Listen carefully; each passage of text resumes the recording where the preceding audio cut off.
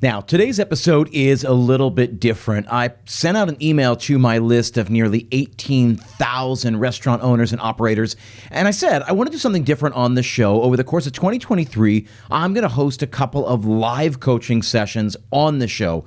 Does anybody want to appear? And to my very great surprise and excitement, I got a bunch of responses. The very first response I got back was from Dawn Skeete. So Dawn runs a restaurant in Red Hook, Brooklyn called Jam'It Bistro. It's Caribbean food. And as you'll hear, her story is not unusual, not unlike what many of you guys are dealing with.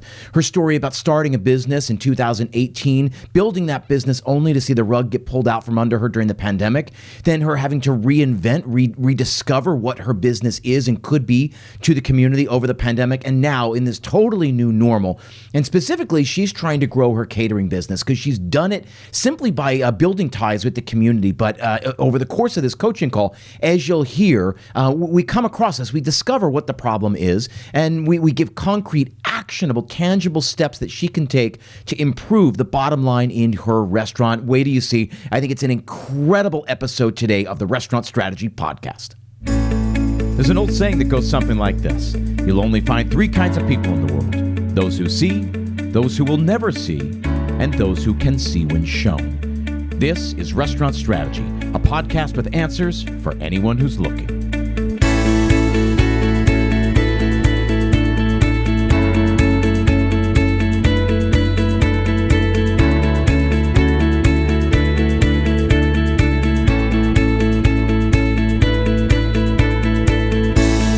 Hey everyone, thanks for tuning in. My name is Chip Close, and this is Restaurant Strategy, a podcast dedicated solely to helping you build a more profitable restaurant.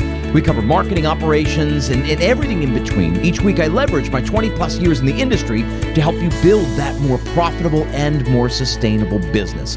I also work directly with operators all over the world through my P3 Mastermind program.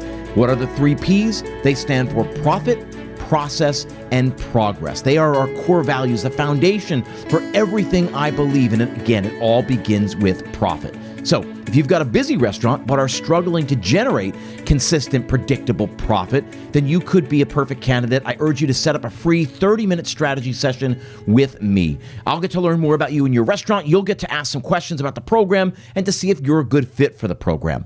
The best way to get started is to visit restaurantstrategypodcast.com/schedule. Again, the call is absolutely free, and we're going to talk all about profit and what profit means to you, because profit quite literally is the only thing that matters in your business. Once you have a profitable restaurant, you can talk about growing that restaurant or stepping away from your restaurant, or even just coming in to dine at your restaurant instead of bussing tables or having to jump behind the line. So if you don't know what coaching is, how it works, or why it works, hop on a call. Let me tell you about some of the impact that we've made. Again, schedule a free call by visiting restaurantstrategypodcast.com/schedule. As always, you will find that link in the show notes. Now, thousands of restaurants across the country use Kickfin to send instant cashless tip payouts directly to their employees' bank accounts the second their shift ends. It's a really simple solution to a really big problem.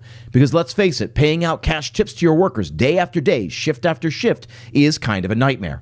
Tedious tip distribution takes managers away from work that matters. It's hard to track payments, which leads to accounting and compliance headaches.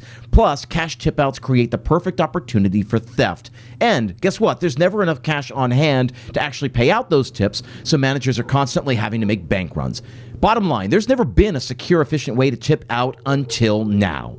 Meet Kickfin.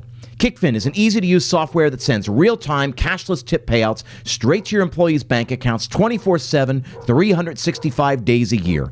Tipping out with Kickfin gives managers and operators hours back in their day. It makes reporting a breeze and protects your business from mistakes and theft. And guess what? Employees love it, so it becomes a great recruiting tool.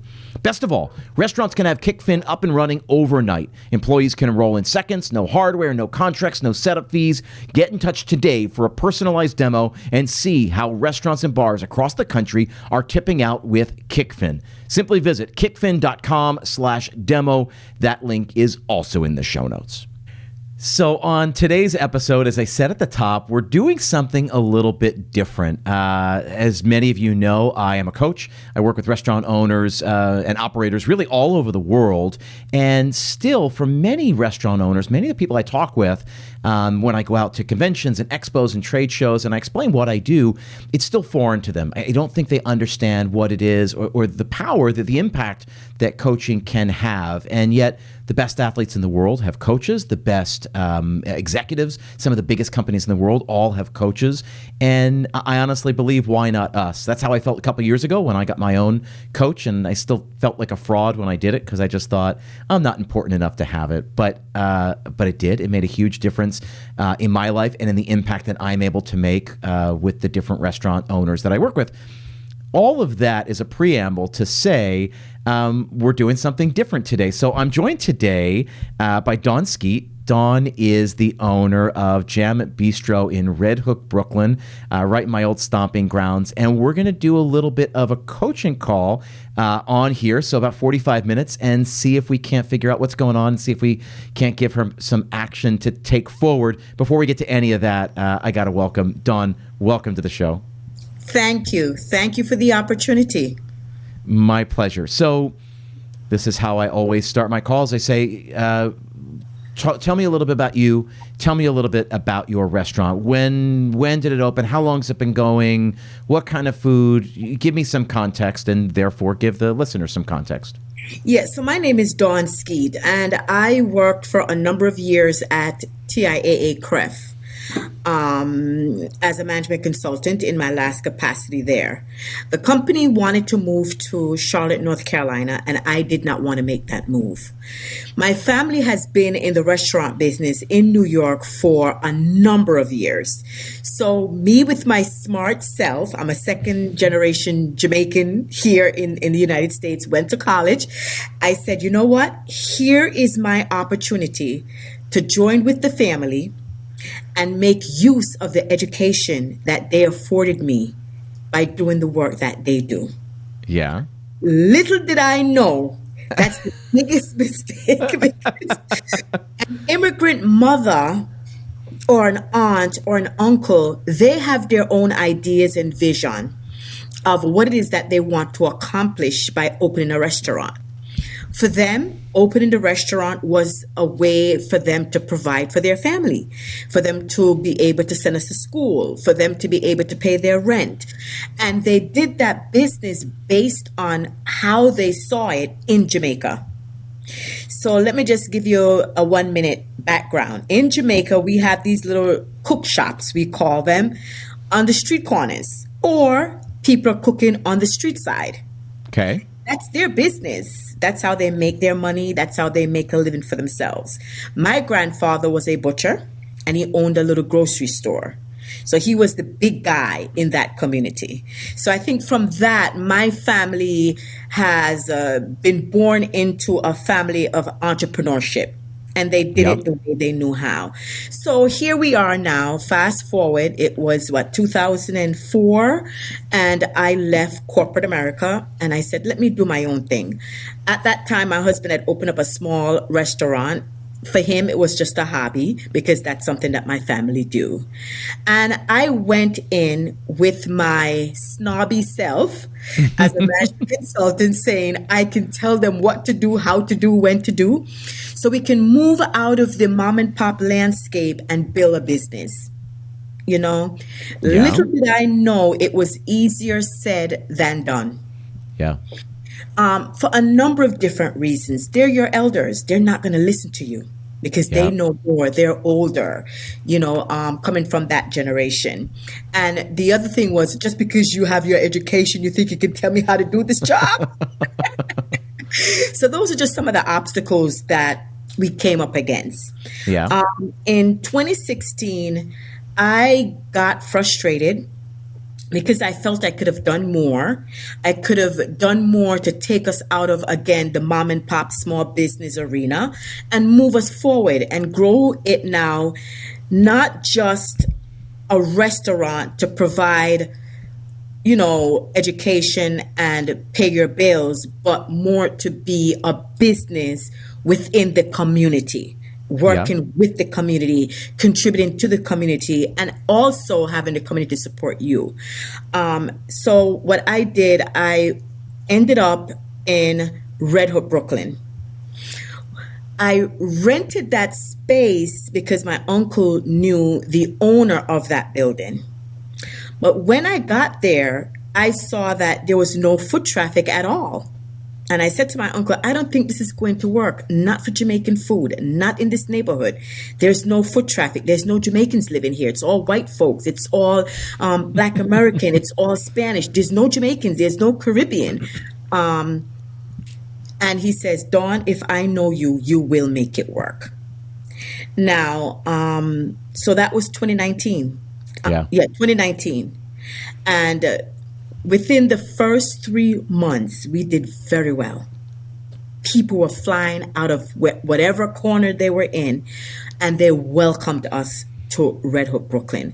They were happy that it was a Black-owned restaurant, that it was a Caribbean restaurant in Red Hook, Brooklyn. You know Brooklyn, so you know where I'm talking about. It's that little small enclave, one way in, one way out. There's no pedestrians walking on the street. So I said to myself, this will work. It's given me the opportunity to rebrand Jamaican food. It's given me the opportunity to take the food that I grew up on. I've been living here since 1974. So I grew up on eating spaghetti and meatball, mac and cheese, Chinese food, along with my Caribbean food. So I said, let me take this opportunity to fuse those cuisine and come up with something that's still reminiscent of my culture and the new culture that I've adopted by living here with the flavors of the Caribbean, and see how that would work. And so we created the menu that was reflective of that, and it was working. It was working until one day this ugly lady came along, COVID-19, and introduced herself. I think all the listeners know this well. I want to pause for 1 second just to give the listeners some context because maybe they don't know the landscape of Brooklyn. So Brooklyn is obviously a huge borough. It's a big part of New York City. But Red Hook, this neighborhood that Dawn's talking about where the restaurant is at, is a very unusual little corner. It's in the southwest corner of Brooklyn, and it is really cut off more so than just about any other corner of the area. So when I lived in Brooklyn, I lived over in Midwood, and so I'm near Ditmas Park and East Flatbush and Crown Heights. Plenty of Caribbean food over there. There's a huge population there. But from there, where I was in Brooklyn, to get over to Red Hook, there's no trains. You got to take 2 trains and a bus to get there, and then walk 15 minutes, and then walk 10 or 15 minutes. It's it's becoming really diverse, and it's really gentrified over the last 10 or 15 years. You're certainly can attest to that. But it is sort of naturally now a very diverse area. There's a lot going on. It's a very rich culturally, different kinds of restaurants and arts, art studios, and a lot of event spaces and sort of, it's a really cool area. But to your point, it does lack foot traffic. It's not like people are just sort of walking around going from one place to another. It's a destination. You're either going there because you live there, or you're working there, or you're going to dine there. Not so much where you're just walking around saying, hey, let's grab some food on the way from the subway back home. So I just wanted to give some context there because, like anything else, like any city, a neighborhood has its own identity, and Red Hook certainly has its own identity. And you brought it up, so I wanted to just make sure that people could sort of visualize it. It's a very unique corner of the city. Yes. Talk to me about this lovely lady, COVID-19. So when she came, it was, for me now, what am I going to do? Do I close up and just call it a day, or do I stay and fight? No one knew what the next day was going to bring.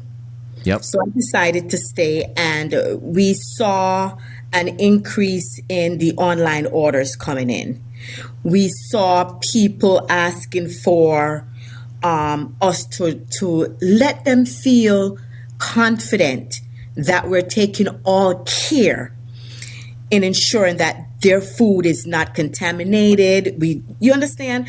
It Yeah. got to the point where one young lady called me and she says to me, please, I am pregnant. Please make sure you wash your hands and wear your gloves. And we did just that. We videotaped how Yeah. we went about and prepared her food and Do you sent it off. remember how we all did that? We all Yes, did that. yes, and sent it Yeah. off to her, and she was so happy. She called back, and so on and so forth. But the lessons that I got out of this woman appearing is that World Central Kitchen came in, and they hired me to prepare 200 plates every day, Yeah. pack it, and distribute it free.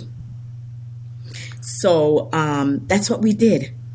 And what I learned from that is how to prepare food in bulk within a tight time frame, individually package those food and get them out within the time frame that was required. That was one of the biggest lessons that I got out of COVID. Now let's fast forward. What has happened is that now I am seen as a restaurant that does individual plate catering.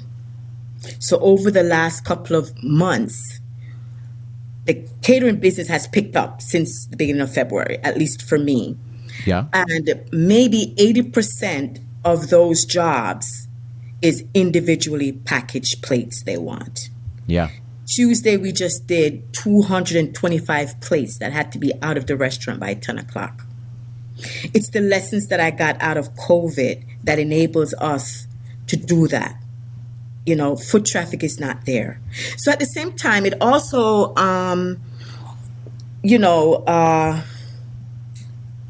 give us the landscape now to begin to think about, okay, how now can you grow the restaurant? Yep. Given the limitations. So we no longer need to have that foot traffic anymore. Yeah.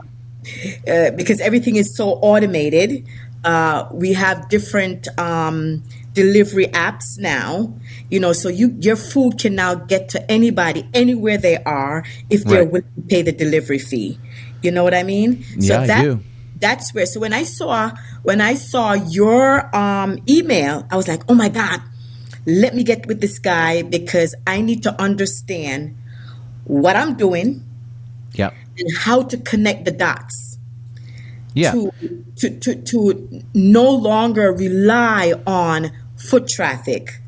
So let's get into it. And the email that Dawn's referring to is via my email list. So if anybody's listening here and they're not already on my email list, go to restaurantstrategypodcast.com.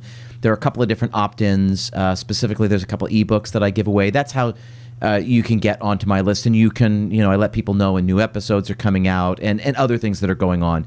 And what I did is I wrote to the list, and there's, I don't know, maybe almost 16,000 people on the list at this point from different listeners and all of that. And I said, hey, I want to try something different on the show. I want to do some coaching, over the air. And if you think that would be valuable, it's basically a, free hour-long coaching call, and we'll record it and put it out to the world. Because if you have problems, this is what I find, especially doing the group coaching that I do. If you have a problem with something, inevitably somebody else listening will also have the same or at least a similar problem. So Dawn wrote back and said, yeah, let's do it. I want to work through some stuff. So talk to me about where the business is right now. One of the first questions I always ask, and so I'm going to ask you, talk to me about profitability. About how much revenue are you generating on a monthly basis? You can give me rough because I know there's seasonality to it, but how much business are you doing at Jam'It Bistro? All right. So the last year was very bad for us. That was 2022. Okay. Because we decided that we wanted to go into the cloud kitchen thing. Yeah. Because we thought that would help to increase the revenue. Because as you know, coming out of COVID, after World Central Kitchen left, sales really sank because nobody trusted what they were getting. It just made staying open very difficult. So the sales was dismal. We did get the EIDL money, some money from the EIDL, and we said, okay, let's look at a more popular area like the Utica Avenue area. And if we did the cloud kitchen over there, that should bring us money where we can now go back to the brick and mortar, which is on in Red Hook, and really build that back up. It didn't work. Okay. We lost our shirt in that cloud kitchen. What I can say though is, in terms of numbers, so last year was very bad. Starting January of this year and February, I made $38,000 in catering in the month of February. Yeah, great. I was floored. And I believe a part of that came from one of the platforms that we work with did a feature on us and sent that out into the social media landscape. And catering blew up for us. Yep. And I guess everything just happened at the same time with your stuff coming in. I'm saying, okay, maybe catering is the route that we need to take, but how do I do this? Or maybe we do a hybrid, maybe we do catering and we also do, our own online brand. A part of what you said before in terms of Red Hook being a destination, people have to want to come there for a reason. So what we did as a part of the cloud kitchen concept, we developed our own burger brand and wing brand. And now is to say, okay, it didn't work on Utica Avenue. How can we now use that as a draw for people to come to us in Red Hook while at the same time doing the catering? Because catering has now become the vehicle by which we can keep the doors open. If we continue to get this volume of catering while we build the virtual brand of the burger and the fries to get people to come. I understand. So so $38,000 in catering, you attribute at least a significant portion of that to the feature that was done on you. What's a typical, how much revenue typically will you do in catering in a given month? We can do anywhere between $10,000 to $15,000 before that. So that's pretty typical, like 10 to 15,000. And in March so far, so we're recording this in the middle of March. Right. Is it still continuing? Is the February surge still continuing? Or I think we're at 80% right now for March, because what we've been seeing is some of the orders that we've gotten in February have become repeat orders in March. So what I find is that we're really servicing a lot of the small, we've been really doing a lot of small lunches to companies in Manhattan. We've been getting a lot of Manhattan deliveries. Wow. Okay, cool. So talk to me then about the other piece of the business, because this is all, it's all together. It's multiple revenue streams, but it all goes into one big bucket at the end. So talk to me about, we'll call it the retail or the person comes in or person orders. How much revenue a month is typically generated from that side of the business? Okay, so that side of the business has dropped tremendously. We're making probably maybe it can be anywhere between 10 to 20,000 a month on what I would call the retail or the foot traffic. And that has to do with coming out of COVID. It has to do with people not knowing whether we're open or not. During COVID, we had to reduce time, open and closing hours. We had to reduce the menu to some degree because you prepare the food, but nobody comes in. The food get wasted. That's money down the drain. So it's right now. It's not where it's supposed to be for a number of reasons, because of coming out of COVID and trying to rebrand yourself, So it's not a good time to say what the numbers are like, because it's in such a flux. That's why we're here. And it really just helps me get a sense of sort of where things are at. You know what I mean? Right. So, okay. So that business has dropped off precipitously over the last year. 2 years. COVID. Okay, so in the beginning of COVID, it sort of surges. Things are going great because everyone's ordering out. Right. And then as people are going back to normal, that is dropping. Yes. But the catering that you sort of figured out over COVID has sort of maintained. Right. Am I So, understanding that right? yeah, you're saying it right. 2020, COVID died. Yep. I'm sorry. 2020, catering died. Yep. Right. 2021, it was coming back. So, Yep. for example, 2021, I made $18,000 for the entire year off of one platform, Yeah. catering platform, right? Yeah. Yeah. And 2022, I made twice that amount on that platform. Yeah. So you can see it's Yeah. growing. Yeah. So okay, so then let's talk to it. So again, now I need to understand the profitability. So are you guys profitable at the revenue levels where you're at? Are you at break even? Are you at a loss? Talk to me about Right just now, the health of the business. yes, right now we're operating at a loss. Okay. So you're having to dig into your pocket every month to Yes. sort of to put in. Yes. Okay. So we got to right the ship. Yes. Talk to me about, so right now you don't have that other cloud kitchen over in Utica Avenue. No, It's just the one location, Yes. just the brick and mortar. Talk Yes. to me about, so what is your rent at that location? I'm giving him $5,000 a month. Okay. And how many, are there seats there in the place, or is it all just pretty much pick up, take out? No. How many seats? We have maybe about 8 to 10 seats. Right. And so this concept is still sort of, this whole idea, this very sort of Jamaican concept, right? It's Yes. so really a couple seats in there, but for the most part, most of your business is takeout and delivery and or Yes. catering. Yes. People, Yes. most of the people aren't sitting and eating there. They're No. ordering ahead, picking it up, or they're getting it Right. delivered, or they're coming in, ordering and taking it somewhere else. Okay. Right. Great. So I'm making notes and I'm writing down here. So right now you're doing, give or take, I'm just at somewhere between like $30,000 a month in revenue. Yes. Great. Yeah. So, and the rule of thumb that I typically go with for the rent number, and certainly it's different, and you'll get different people have different things, but I always like to say I like rent to be about 8% of revenue. If it's in New York City, a lot of times you'll hear 10%.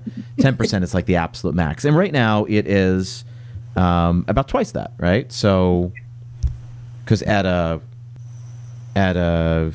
if you're just doing $30,000 in revenue, it's right now at about 16 or 17%. So just because sometimes it's like when we look at, hey, why is a business not profitable? Sometimes it's just that the expenses are out of whack. Sometimes, but when we're talking about the fixed expenses like rent, we can't, short of negotiating new rent or stopping paying portion of the rent, Right. it's hard. We have to pay our rent. So Right.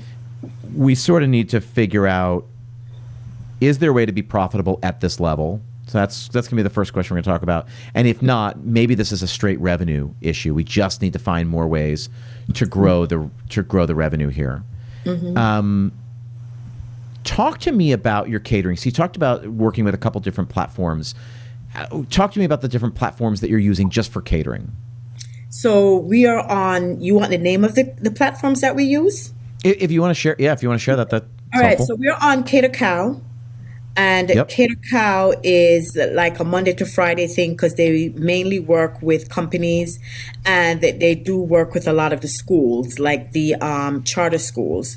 We Okay. do get a lot of catering from the charter schools through Cater Cow. We're also on Easy Cater. Same thing, same type of thing. It's a lot of corporate orders that we get, lunches. We do get some large volume orders off of off of Easy Cater. We're also on this other platform called Club Feast. They're pretty new, and we've been getting some large volume orders for Manhattan through Club Feast. We also work with some of the schools. We are a DOE vendor. Great. So we do schools that we've been working with over a few years now, and then we have the catering that would just come in from individuals that ask Great. Great. Great. For whatever. So that's what I want to know. Eventually, this is what we're drilling to. So, Cater Cow, Easy Cater, Club Feast, those just you're listed on there, and those orders will either come in or they won't come in. There's very little that you can do to take action, right? Am I understanding that right? Correct. Great. So for all intents and purposes, we're just going to sort of park that to the side because you've done the hard work of creating a great menu, and you'll either get picked or you'll get picked for the ball game or you won't get picked for the ball game. There's very little now we can do about that. We'll circle back in a second because there's something else I want to talk about.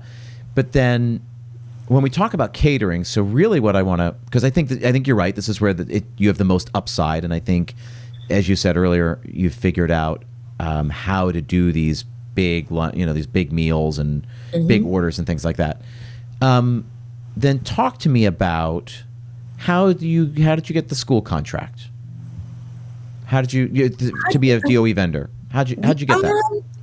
I think a young lady at the first restaurant that I had, I believe a young lady was one of my just regular customers, but she just happened to have worked in the school system.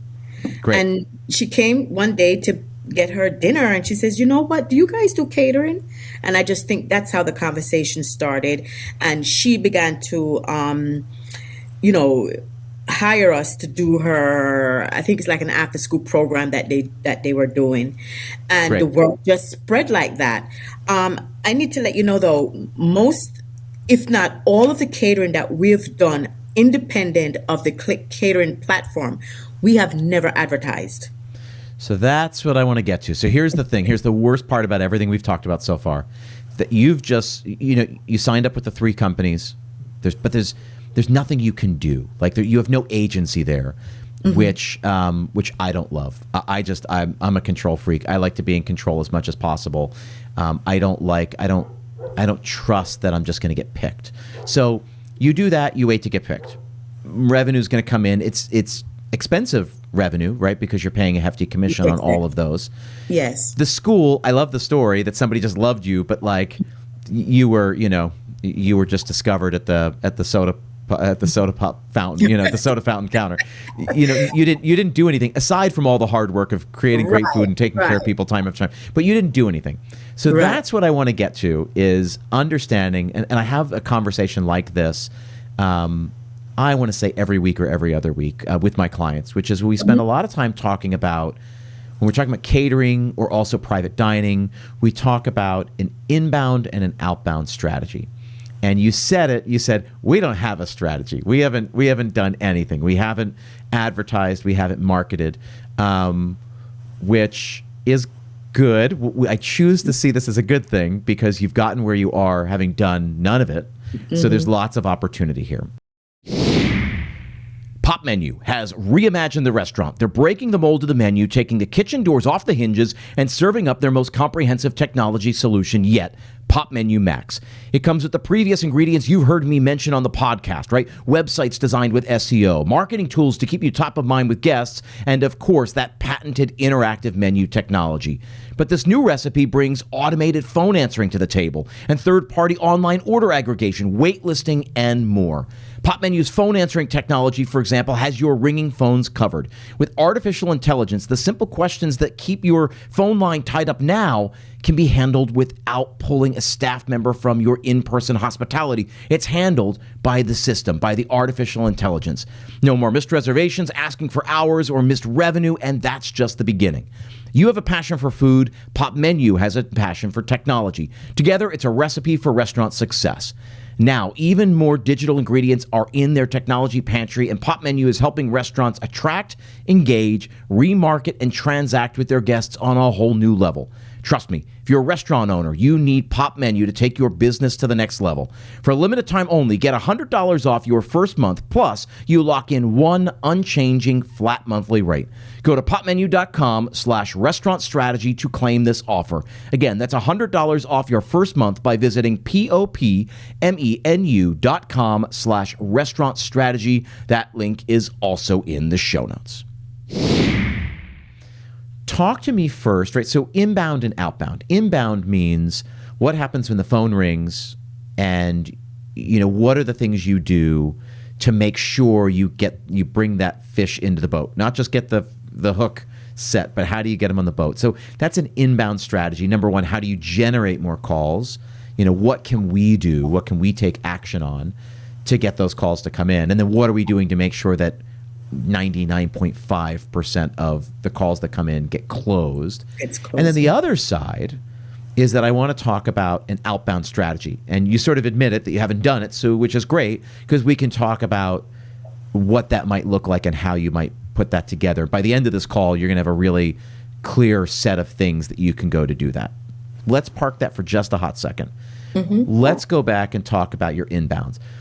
What happens? How do people find you? Because one of the things we're going to talk about is your website. Yes. So there is no jam'itbistro.com, right? Do you have it? So we had a jam'itbistro.com, and there was a lot of issues with it in terms of people getting on there and it's telling them, what was the word? There was a word that was coming up that was saying like it's not secure or something like that? Yes. And then I signed up with Bento Box. Okay. To do the website, but then it was like just too much money every month. Understood. Right. So here's do you still own the domain? Yes. Great. So here's my advice. One of the big things you need to do here is launch a new website. It doesn't have to be fancy. Here's the advice I give. I love Bento Box. I love POPMENU. There are great things out there. If it really is just a straight budget issue, go to Squarespace, build a site on Squarespace yourself. It will be, I'm not even kidding, I think it's like $12 a month or $15 a month. You can just do a basic thing. Now, you got to put it together, right? Yeah. So, and if you want, I design sites on I design sites for Squarespace. So if that's something you want to do, I'm happy to talk to you. We can talk about that offline when we're not in the middle of this thing. We can talk about it, or you can find somebody else. I'm sure, and I promise you are more than capable of doing it yourself, because it's all drag and drop technology. It's very, very easy to use. Some of it's a little counterintuitive, because it's just, like anything else. Once you have to get the hang of it, which is why I end up designing so many sites on that platform, because there are plenty of people who are in your position that only want to spend $15 or $20 a month for their website. And Squarespace puts out really beautiful looking templates and it's beautiful. It's design first. It's very easy to use, all of that. So if you don't want to do it, if you don't know how to do it, if you don't feel comfortable do it, let's talk about whether I can help you or I can point you in another direction of somebody else who can help you. Totally possible. So otherwise, Squarespace. So that's your first action item. You have to get a website up, because right now you basically have Order Jam'It Bistro, which is a slice site, right? Right. And I got rid of Slice the other day. And then so you see. So here's the problem. So here's why everybody, and again, we're doing this in a very public forum, but for you, that's rented land, right? Slice and the website that you had there was rented land. What you need is your own real estate. And especially in a business, in a digital world, which is what we're in now, like it or not, you said yourself, foot traffic is down, so you need web traffic.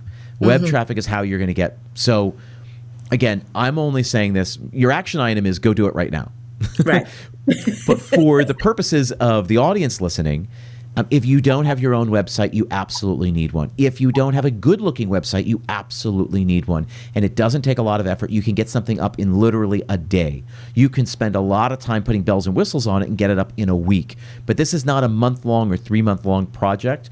You can do this very, very soon. When I turn around websites, I turn them around in, I always say 2 weeks, because it's a week to build it. And then we look at it, we make tweaks. You know, the client would say, I don't like this, I don't like that. Can we do this? Can we do? And we get a list of items that I would go back in, and I guarantee it's up within 2 weeks, right? So it's a week to do it. We come up with our notes, and then a week to put in the rest of the, to put the rest of the edits in. And that's sort of like conservatively. I've certainly turned them around quicker than that. You can go on and do it yourself in an afternoon. I have built my website, chipclose.com, which is about my coaching and my speaking gigs and all of that. That's built on Squarespace. I mean, like I tell people to do it.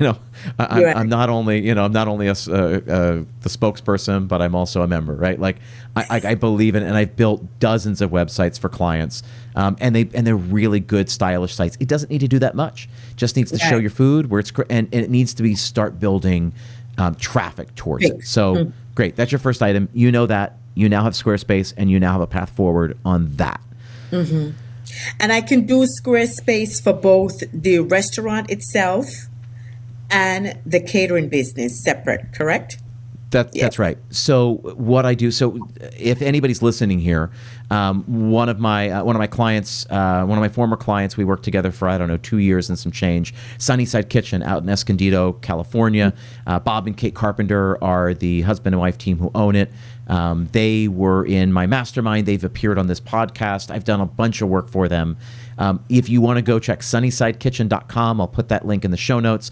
Not only for you, Dawn, I'll send this after we get off this call, but anybody listening, I hope you go check it out, because you'll see how their main focus is trying to drive online orders and catering. And you'll see it's all of their calls to action are trying to take the user to one or the other. They can both be housed on the same platform. So this goes back to my other thing, is that how do you get incoming calls? How do they know you do catering if there's nowhere in the world where they can discover that you do catering? Do you know what I mean? Yeah. How do people find out about you?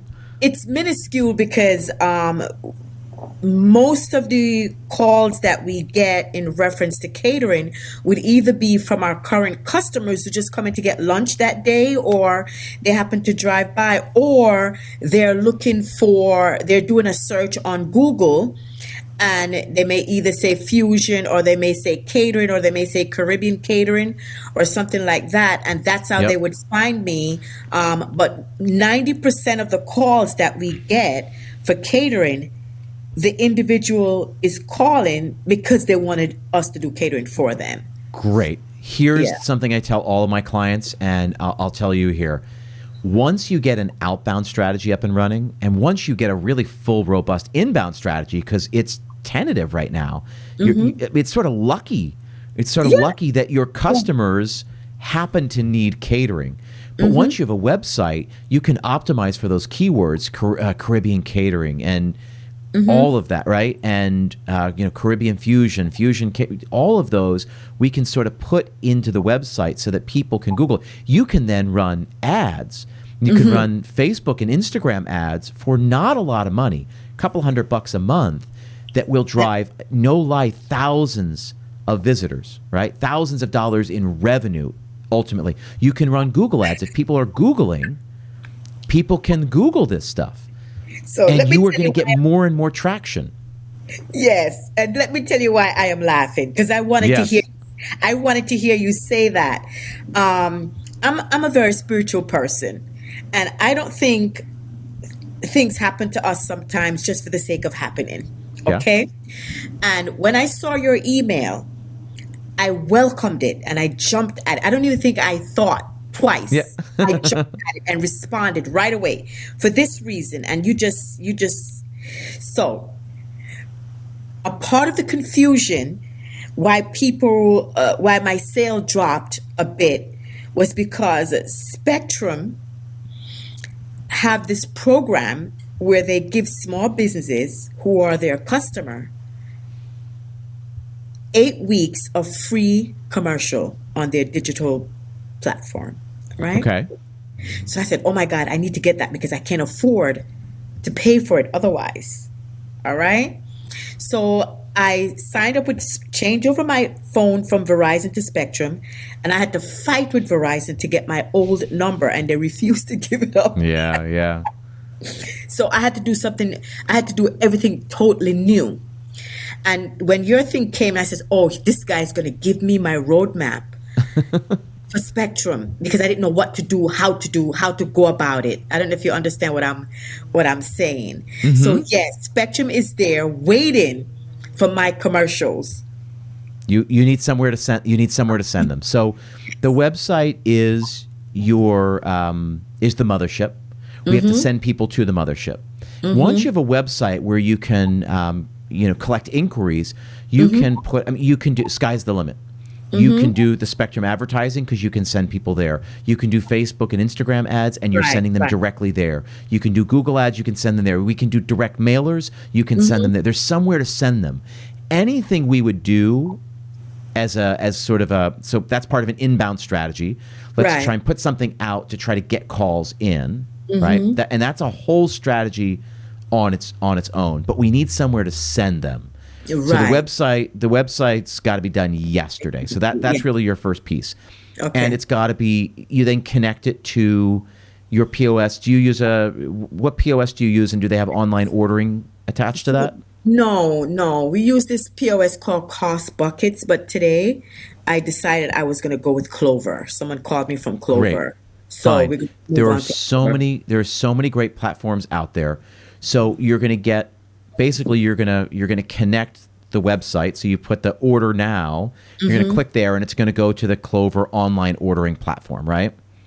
So that's going to be really important. And then you're going to build out a catering page on your website that says, this is what we do, this is what we specialize in it. Click here to download the menus. Here's an inquiry form. Your name, your number, your email address, the date of the event, the number of people, where it's located, and what. Because what you want to be doing is you want to start collecting, you want to start booking catering first party, so we call it first party, right? Easy Cater and all that are third party. Yeah. We want first party ordering because we don't pay these hefty commission fees, which means we make much better margins on there. For all of those reasons and more, and then for very technical sort of SEO reasons, it's going to help you. First thing you need is a website to be able to drive people to. Once you do that, then we can talk about a very modest investment, right? A couple $100. You can start off with $100 a month. You can do your Spectrum free advertising. You can do $100 of Facebook advertising, $100 of Google ads. It will generate leads for you. It will generate traffic, people coming in. Again, we're now all just talking about the inbound marketing. Talk to me about your email list. Do you have an email list? We have an email list, but we don't really actively use it. Great. This is the next thing you're going to do. This is the second thing you're going to do for me. You're going to collect that email list. Do you have like an email service provider like MailChimp or somebody you use? Yeah, we used to use, oh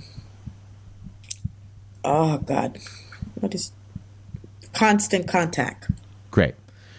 Any of these they're free up to like 2,000 or 3,000 names. And after that, even up to like MailChimp up to 10,000, I want to say, or 5,000 is like $25 or $45. I mean, it's a nominal fee. It's a fee, but it's a nominal fee.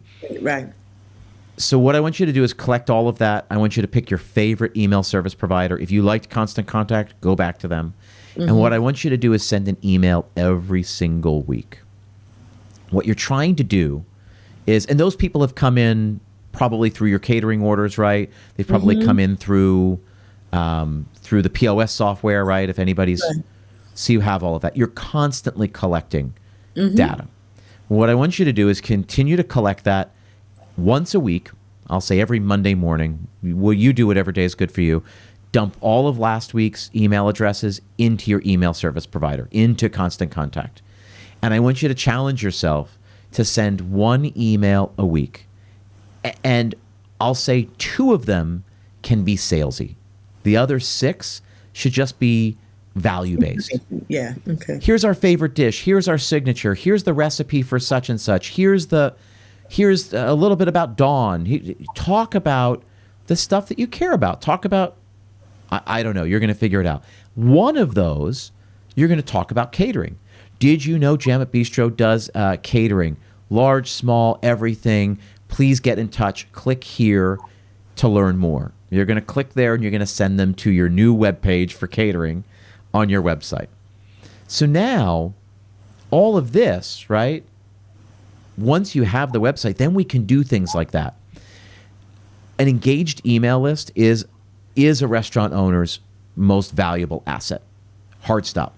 It's more valuable than just about anything else. As these are people who know you, who like you and trusted you enough to come in and give their money and spend a meal with you, right? That can't be overstated what a big deal that is. So you do the website, get that up and running. We can talk offline about what that looks like and the best way to execute that. But you're going to do that. Collect all those email addresses, put them into your email service provider.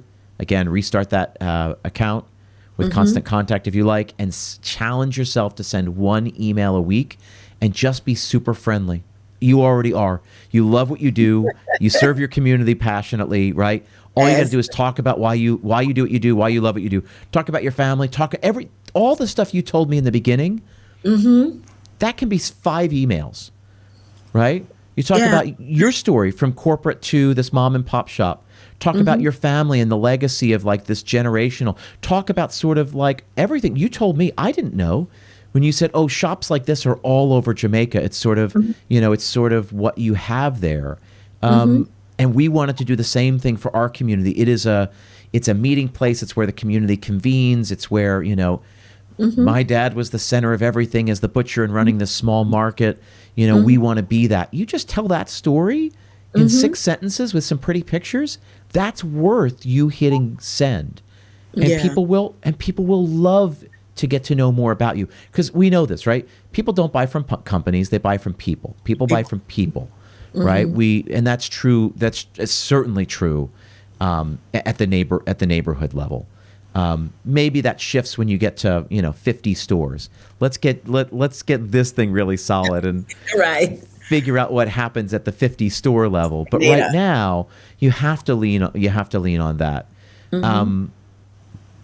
Once we do all that, then we say, okay, once we get somewhere to send people, then we say, what are all the ways that we can sort of get people's attention to drive them in? Again, I would probably put a flyer or postcards in your store that talks about your catering, right? Did you know we do catering? Don't you do you have an event coming up? Do you, et cetera, et cetera? Right. There are so many ways that you can just talk to friendly faces before you go to cold calls. Does all that make sense? Makes a lot of sense.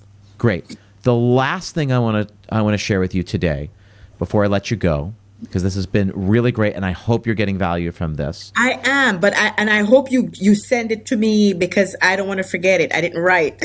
I will send you. I know you gotta look good on camera, and you're focusing and all of that. I'm going to send you this. So usually when we do coaching calls, and Dawn asked me before we hit record, she says, should I go get something to write on, because I want to make sure to take notes? I said, yeah, or why don't you just be present with me and I'll send you the recording afterwards? And she said that would be great. So I promised her that I would send her basically a digital note, digital notes of everything we talked about. But here's the last piece. When we start talking about an outbound strategy, and it's really important, because everything we've talked about so far is really about cultivating inbounds. Right.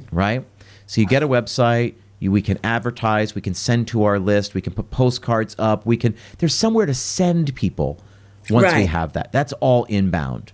We'd love to, we're still not in control of that. We're largely not in control of that. That's up to somebody else deciding that they want our product. Right. When you get the outbound strategy up and running, it will account for 70% of your revenue. So when you tell me we're doing this much in catering, $15,000 to $20,000 on a normal, or $10,000 to $15,000 on a normal month, that tells me that's about a third or a quarter of what you can be doing. And I know this, having done this with a lot of different restaurants. Your outbound strategy will drive eventually about 70% of your catering business. So that's why we're spending this call talking about this, because you said that's where your biggest opportunity is. I 100% agree with you. With your outbound strategy, everything we talked about, that's your first step, second step, third step. But I want you to start thinking about the outbound. And if we were to continue working together, this is how coaching works. Coaching works is that we sort of figure out where you are, figure out where you're going to be, where you want to be, and then everything you need to do to get you there. We give actionable items. You've got your first, second, and third action items here. We've covered that so far. And then I would normally say the next thing then we're going to do is work on outbound, but do all the stuff I just told you to, and then we'll start working. Then we'll do the next step, right? Because we don't want to get too far ahead of ourselves. Yes. I will preempt you and tell you what we're going to do with an outbound strategy. is to begin again with friendly faces. So I always say, go to your network, your friends, your family, your colleagues, the people who work with, the people in the neighborhood, all of that. And I always say, make a list of at least 30 people. 30 people that you could call up and say, hey, you work at this company, right? I'm trying to expand, I'm trying to grow my catering business. Could you introduce me to, I always call them the gatekeepers. Can you introduce me to the gatekeeper, the person who's in charge of handling all the catering? So your next thing that you're going to do, step 4, we're not going to get there yet, but I want you to know what we're going to do next. Step 4 is about you putting a list together of everybody who works at a company, their name, their company, and then you're going to reach out to them. And you're going to say, hey, Joe, I know you work at Ernst & Young. Can you connect me? I'm trying to grow my catering business. Could you connect me to the person who handles all your catering? Or do you know, is there an office manager or somebody who handles all the catering? Can you give me their number, or can you send an email connecting the two of us, right? So what you're going to do, the first step, before you do anything, is just come up with a list of a bunch of people who work at a bunch of companies. This person works at this company. Just come up with the list, and then we'll map out a very deliberate strategy for how we get to those gatekeepers. That is the thing. You're going to make 30 calls or send 30 emails. You will get 8 closes if you do what I will tell you to do. And then eventually then, here's step 5. After you get the one-time business, we get them all into recurring business. And you know this because that's a big, hey, we find a lot of our clients like to have a recurring order. We'd love to put together a 6-month contract where we cater lunch every Wednesday afternoon in the office. If you do that, we can give you a 10% discount, right? That's the holy grail. That's the promised land where we're trying to get to, where you've got 6-month contracts for 10 or 15 different companies. And so you're managing cash flow 6 months out, because you've got all these running. Now, we've gotten the first 3 steps. That's step 4 and 5, which we're not going to get to yet. But you see where we can go with this, right? Yes, yes. And I actually did get a call from a principal that was referred to me this week.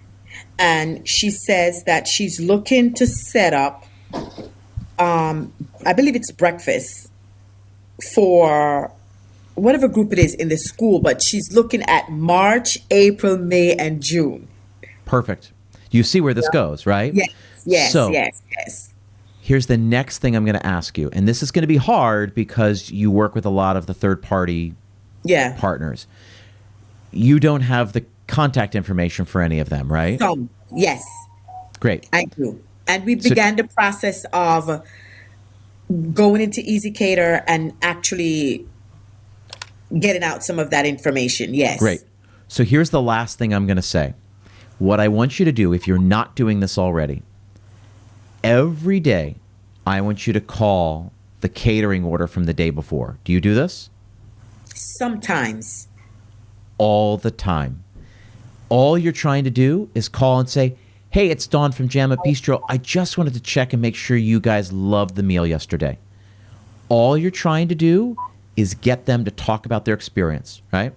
And it's just like my son. My son's 7. You know what they say not to do? Don't say like, hey, how was your day at school? Right? That's the one thing you're not supposed to ask them. You say, hey, did something cool happen? Hey, did something weird happen? Hey, what? You're supposed to ask these different prompt questions. All you can't, I just don't want you to say, how was everything? It's the only thing you can't ask. What you can ask is specifics. How was the setup? Did everything arrive? What did people love most? Was there something that people didn't love? All of that, right? What you're trying to do is get people talking. People love to talk. People love to give their opinions. You want to get them on the phone. Be friendly. You are actually you are a wolf in lamb's clothing, right? Mm-hmm. What you're doing is you're starting off. It's a customer service call, which is important. Hey, I wanted to make sure you loved everything. You know, how was the drop off? How were the people? How did the food, was the presentation good? What did people love? You know, did you not have enough of something? You know, was there something that people didn't like? We're trying to make ourselves better, right? So you're trying to do a customer service call. Mm-hmm. By the end, there's going to be a turn that you're going to do and say that's hopefully They say, oh, no, we loved everything. It was such a hit. The people licked their plates and took the leftovers home to their family. Oh, my God, we loved you. And you're going to say, great, I'm so glad to hear that. We're trying to grow our catering business, and I'd love the opportunity to be able to take care of you again. In fact, a lot of our clients like to set up, recurring orders, so it's just one less thing you have to worry about. So we cater for you every Wednesday, and we'll, for the next 3 months or the next 6 months, something that can just take that off your plate. Right. Do you see how the turn is happening here? The best part is you're just being a human being, reaching out to another human being, saying, thank you for your business. I just wanted to make sure you'd love it. It's the same thing we would do if we had people come over to our house. How did you like everything? When you host, right? I'm like a nervous wreck. I was like, is the steak cooked okay? Did we like this? Do we like, Right. So all you're doing is the same thing, but with confidence, because your food's great and it's great. And what you're trying to do is turn the corner, right? You're trying to turn the corner and turn that customer service call into a sale. If you do this every single time you do catering, and you call the following day to follow up and do everything we just talked about, your business will grow. I'm telling you, by 25% in 2 weeks. Wait till you see how many of those you will close into repeat orders or recurring orders. It's so important. Does that make sense? Makes a lot of sense. Great. So here, everything we talked about here today, this will make an immediate impact. You will see a jump in the next, just doing that one thing, you'll feel a jump in 2 weeks. You do everything that we've started talking about, not even the outbound stuff, which I said we're not going to do yet. I just preempted you. If you do all the other stuff and we've got somewhere to send people, wait till you see what it does even in March, right? Your March and April numbers are gonna jump. That's what I want you to focus on. So usually I would say, what are your action items? You know what your action items are, right? The website, the email. And the incoming calls. And these follow-up calls, right? Yeah. So get the website up and running. Build your email list. Once the website is up, you're going to email that list. We're going to talk about different advertising things. We're going to talk about postcards or a flyer or something like that. And then you're going to call every single catering order the day after just to check in, make sure they liked it, and turn it into a sales call. Here's the last thing, and this is a great thing for us to end on. Here's a sales. My wife is in straight sales. She sells software, and her bosses are really great, and they've taught her quite a bit because she wasn't in sales prior to the pandemic. And one of the things they always say is it's either yes or not now. It's not yes or no. We never take no for an answer. So it's, hey, I'd love to get another order on the books. We'd love to take care of it. We'd love to get a recurring order. They're going to say, oh, I just don't know. I'll have to look at our budget and all that.